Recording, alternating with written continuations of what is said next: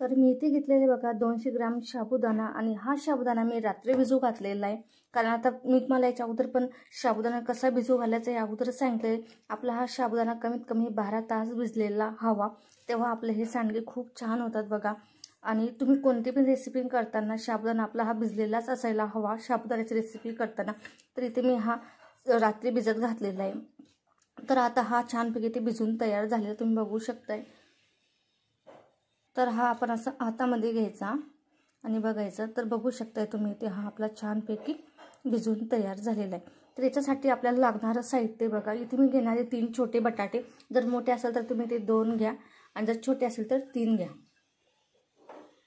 आणि हे 3 बटाटा आपल्याला इथे किसून घ्यायचे।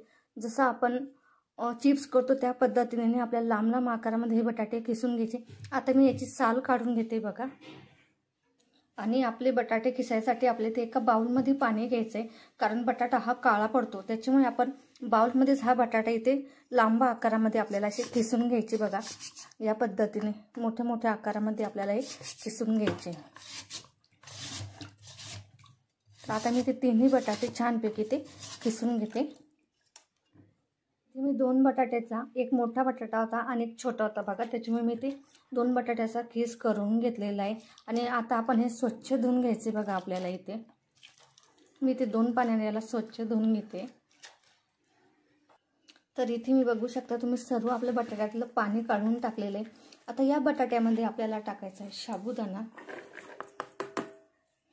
साबुदाणा टाकल्यानंतर याच्यामध्ये आपल्याला टाकायचं चवीनुसार मीठ। आणि मीठ घालताना एक गोष्ट लक्षात घ्यायची, आता हे आपण वाळवून घेतो ना, त्याच्यामुळे इथे ना थोडं कमी प्रमाणात इथे आपल्याला मीठ टाकायचं असतं, कारण हे वाळल्यानंतर आपल्याला खारट पण लागू शकतं, त्याच्यामुळे इथे कमी वापर करायचा आहे मिठाचा। तर इथे मी आता पाऊण चम्मच टाकून घेते।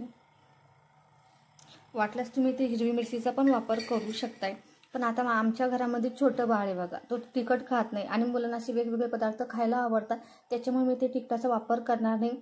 आणि आमच्याकडे उपवास असले तर जिरे खात नाही, त्याच्यामुळे मी ते जिरे ॲड करणार नाही। जर तुमच्याकडे जिरं खात असेल तर तुम्ही आवर्जून याच्यामध्ये जिरे घालू शकता।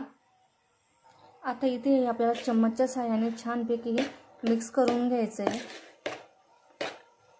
सर्व साईडने आपल्या साबुदाण्याला मीठ लागलं पाहिजे, ते एक संग करून घ्यायचे बघा। मीठ लागल्यानंतर याला पण छानपैकी टेस्ट येते। आता इथे मी सर्व मिक्स करून घेते।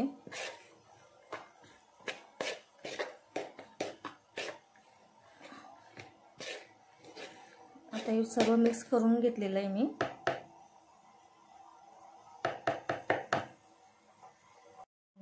आणि या चाळणीमध्ये आपल्याला टाकायचं बघा हा पूर्ण साबुदाणा आणि आपलं आलू किस, हे सर्व याच्यामध्ये मी टाकून घेते।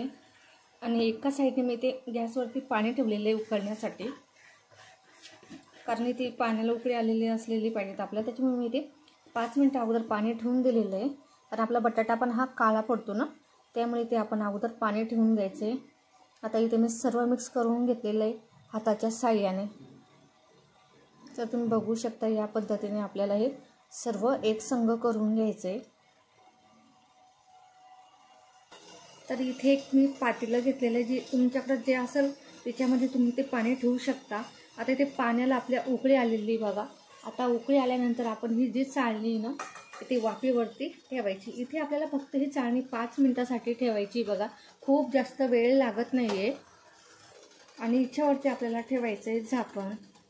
हे आपल्याला वाफेवरती वाफवून घ्यायचं आहे, याच्यामुळे जे आपण वडे करणार आहोत अप्रतिम टेस्ट लागते या वड्यांची।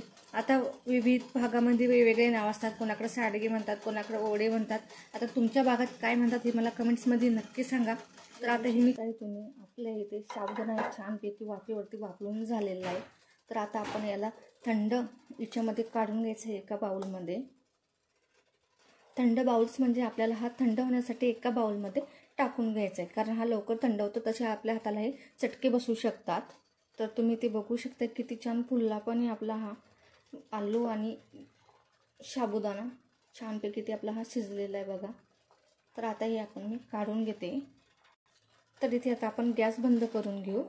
आणि इथे आपल्याला कमीत कमी 5 ते 7 मिनिटं लागलेले, खूप जास्त वेळ लागत नाही। आणि ते आपण हे लो गॅसवरतीच मी ते याला वाफलून घेतलेलं आहे बघा। तर आता मी थंड होण्यासाठी या बाउलमध्ये काढून घेत आहे. तर मी इथे आता बघू शकता तुम्ही मोठं ताट घेतलेले, कापड पण घेऊ शकतो, पण आता आपण इथे सावलीमध्ये सध्या करून घेत आहे. नंतर आपल्याला हे 4 दिवस किंवा 3 दिवस उन्हामध्ये ठेवून घ्यायचे. त्याच्यामुळे इथे मी मोठ्या ताटामध्ये किंवा तुमच्याकडे आता काय म्हणतात, कोणी कोपर म्हणतं, कोणी ताट म्हणतं, तर मी याच्यामध्ये आता मी टाकून घेते बघा. आणि आपल्याला हे छानपैकी इथे छोटे छोटे टाकून घ्यायचे या पद्धतीचे. आता इथे मी सर्व टाकून घेते. तर छानपैकी ते आपले बघू शकता तुम्ही वडे पडत आहे. आणि इथे मी थोडं गरमच असल्यामुळे पाण्याचा हात घेऊन इथे मी याला टाकून घेत आहे. टाकून घेतले तुम्ही बघू शकता छोट्या छोट्या आकाराचे. आता जे बाकी राहिलेले माझे ते मी दुसऱ्या ताटामध्ये टाकून घेते. आणि इथे आपण आता 4 दिवसासाठी किंवा 3 दिवसासाठी उन्हामध्ये आपण याला ठेवून घेणार आहोत. तर तुम्ही या पद्धतीने करून बघा, खूप छान होतात. आपल्या पॉपकॉर्नला 3 दिवस झालेले आहे आणि आपले जे पॉपकॉर्न ते छानपैकी वाळून तयार झालेले. आपण आता याला तळून घेणार आहोत. झालेले आपण याच्यामध्ये पहिले अगोदर नायलॉनचा साबण तळलेला आहे या तेलामध्ये. आता आपण याच्यामध्ये पॉपकॉर्न तळून घेणार आहोत. तर तुम्ही बघू शकता किती छानपैकी आपले तयार होतात. आणि तळताना थोडंसं दूर राहायचं आहे आपल्याला.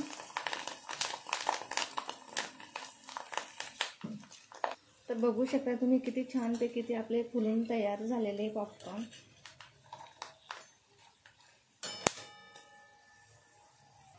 तर इथे आपल्याला जितके हवे तितके आपण इथे तळून घेणार आहोत. तर बघा तुम्ही किती छानपैकी ते फुलून तयार झालेले. तर तुम्ही ही नक्की ट्राय करून बघा. तर बघा आणि आकार पण बघा किती छानपैकी ते तयार झालेले. जर तुम्हाला माझा व्हिडिओ आवडला असेल तर प्लीज लाईक, शेअर आणि कमेंट करायला विसरू नका.